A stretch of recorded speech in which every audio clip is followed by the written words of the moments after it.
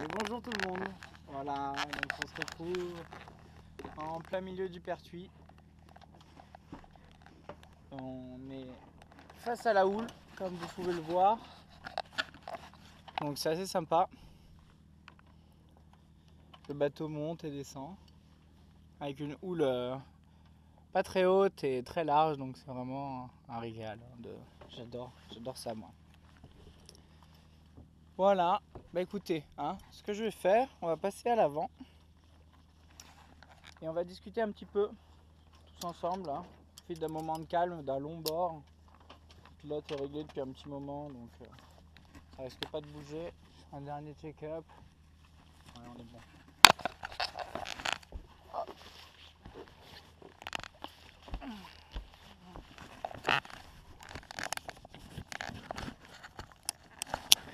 Hop, on s'accroche, on se met comme ça. Voilà. Alors je sais pas si vous voyez, moi je le vois très très bien depuis qu'on est parti.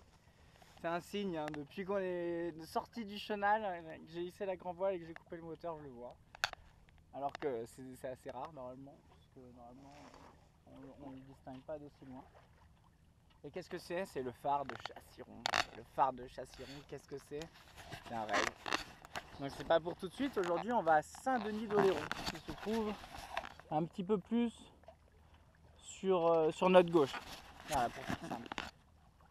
Donc à l'est, au sud-est de Chassiron sur la carte. Voilà.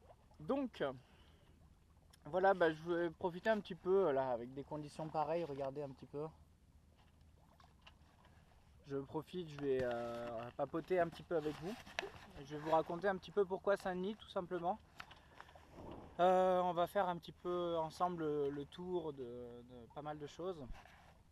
Donc pourquoi Saint-Denis? Parce que Saint-Denis, tout simplement, c'est l'endroit où j'ai commencé, étant tout petit, à faire de la voile légère là-bas. Donc j'ai pas l'année exacte, mais entre 5 et 7 ans, je sais pas à partir de quand on peut commencer l'optimiste, mais dès qu'on a pu, j'y suis allé. Donc voilà, entre 5 et 7 ans, j'ai commencé l'optimiste. J'ai fait donc l'optimiste en débutant, en intermédiaire, en double, en solitaire. Et voilà, c'était pendant les vacances d'été, donc c'était une semaine par an. Mais voilà, déjà depuis tout petit, sur l'eau, avec de toute façon l'optimiste, une fois de plus, c'est la base de tout. Ça reste comment on appelle ça, on va dire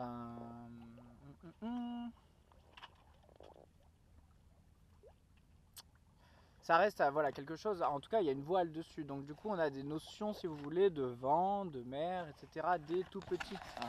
Se mettre au près, se mettre au grand largue, être face au vent, être vent arrière, les empannages, les virements de bord, ça avec un optimiste vous en bouffez. Et au final maintenant sur un bateau, une fois que vous êtes sorti du port, il n'y a pas grand chose qui change. Ces notions là ça reste les notions principales, même si vous faites le vent des globes, un empannage ça reste un empannage, un virement de bord ça reste un virement de bord, et remonter au vent ça reste remonter au vent. Voilà. Donc du coup c'est quelque chose que vous faites depuis le début, puisque en optimiste vous rentrez à la cale souvent face au vent, donc vous devez tirer des bords, pas foncer dans la cale, donc pour pas abîmer l'optimiste. Donc voilà, il y a quand même des notions à connaître qui sont valables pour toujours. Voilà, donc après, qu'est-ce que j'ai fait? Après, je pense avoir touché un petit peu aux catamarans, les cata 12, les petits catas. Moi, je suis pas trop cata, c'est pas ma passion parce que c'est très, c'est très, c'est très bourrin quoi. Donc c'est sûr, c'est fun quand on a une bonne journée de vent, un gros vent et qu'on est deux, voire trois et qu'on a envie d'aller un peu vite. Je vous conseille de louer un kata pour l'après-midi, pour quelques heures. Un bon kata, vous allez voir, vous allez vous envoler, c'est vraiment très sympa comme sensation, mais niveau nav, c'est pas la fête, on va dire. C'est très très bourrin au niveau de la barre, le bateau, quoi qu'on fasse, il avance, donc c'est pas très sympa pour ma part, pas ce que j'ai préféré. Donc j'en ai fait un petit peu, et après j'ai goûté au 420. Donc là, 420, ça a été une grande passion. À partir de là, j'ai mes petits cousins, mes petites cousines et ma soeur qui ont commencé à grandir, qui eux aussi ont été inscrits des tout petits Regardez autour de moi. Hein, tout va bien. Tout va bien. On a oublié l'océan, tout va bien. Donc depuis tout petit, eux aussi ont commencé la voile, donc on a commencé à en faire à plusieurs. Donc voilà, du 4-20 à 2, voire 3 des fois dans le 4-20, à dessaler, à ressaler. Au début on a pris des cours, tous ensemble, débutants, intermédiaires, une fois de plus. Et puis après on a commencé, quand on avait au moins tous quand on avait tous le niveau, on est parti en location. Donc là on partait à 2 voire 3 bateaux, tous ensemble. À tirer des bords ensemble, à se tirer la bourre, etc. C'était vraiment génial. Bref, on continue l'histoire.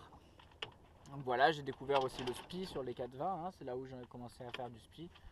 Donc des grosses sensations, des moments vraiment sympas, des bons souvenirs, et une fois de plus l'expérience à la voile, puisque vous commencez à apprendre déjà tout le lexique. C'est important de connaître tout le lexique d'un voilier, qui sur un 4-20 est assez ressemblant sur un habitable, hein, au final, à quelque chose près.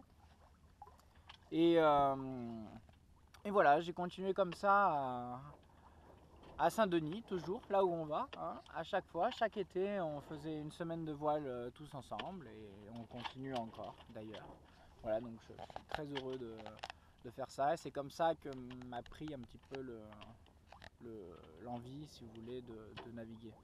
Maintenant, justement, maintenant on se retrouve au large. Pourquoi? Parce qu'à chaque fois, si vous voulez, avec ces petits bateaux là, ça se retourne facilement, etc. Donc vous pouvez pas aller très loin. On peut sortir de la baie un petit peu, mais on n'a quand même pas énormément de plans d'eau, si vous voulez.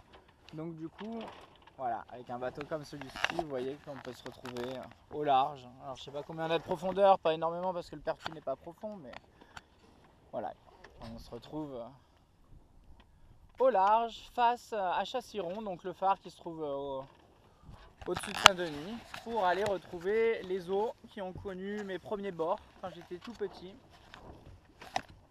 Et voilà, donc voilà pourquoi on va là-bas.